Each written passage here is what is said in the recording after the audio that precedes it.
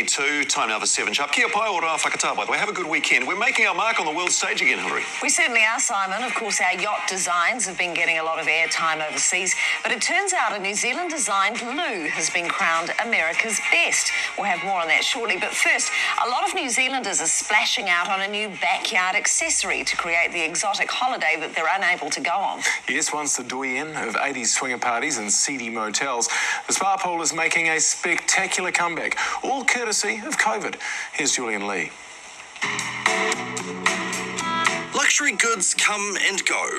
They mostly go. Cabaret, stylish queen-size waterbed in ruched leatherette or chintz in a range of colours. And for a while there, it looked like spas might be going the way of the waterbed too. It went from the sort of super party mode to more the sort of home relaxing entertainment and the health benefits. But not anymore. New Zealand-wide, probably sales will be up by 200 to 300%. The folks at Right Pools and Spas and the Hut have been up to their neck in the hot pool renaissance. Our biggest competition has always been the travel industry. So the travel industry and the spa industry sort of compete for the same dollar. The competition's a little one-sided now.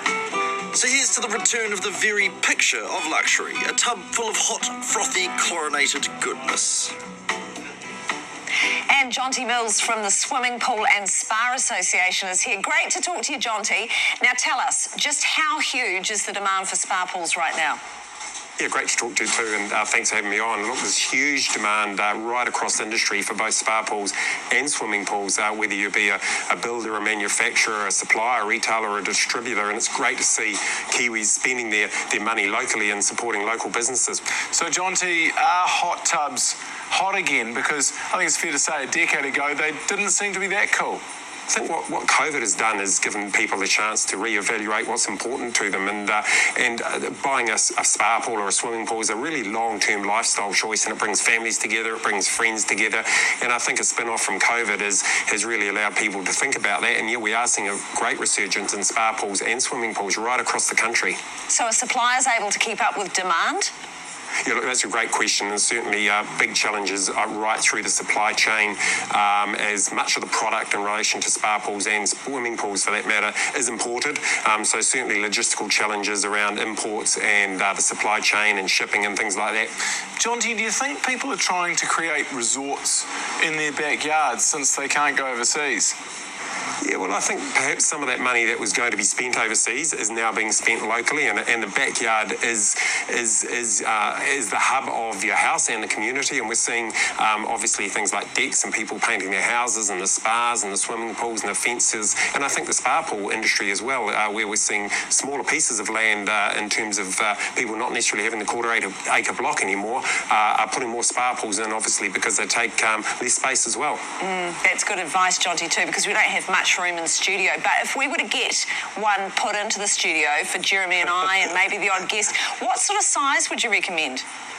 Well, look, it's probably highly inappropriate for me to recommend a two-person spa for you and Jeremy. I'm not sure Mr. B would be too happy about that, Hillary. But look, spas come in all shapes and sizes, and there are two-people spas for that kind of more romantic couple. But look, like it's really fit for purpose in terms of what you're looking for: a spa for two people or a spa for the whole family. There's a lot of choice out there. Jonty, we don't have a lot of space in the studio. I think we'll have to go with the two-person. No, I think we could probably get like a family one. Well, I think fine. I think the two-persons, we don't have a lot of space. I'm not getting into a two-person one. I'm sorry, Jonty, that you had to be part of this argument. We better let you go. Happy hot tubbing. Look, thanks very much, and you enjoy that spa for two as well. Thanks for having me on. ASB and 7 Sharp, keeping you one step ahead.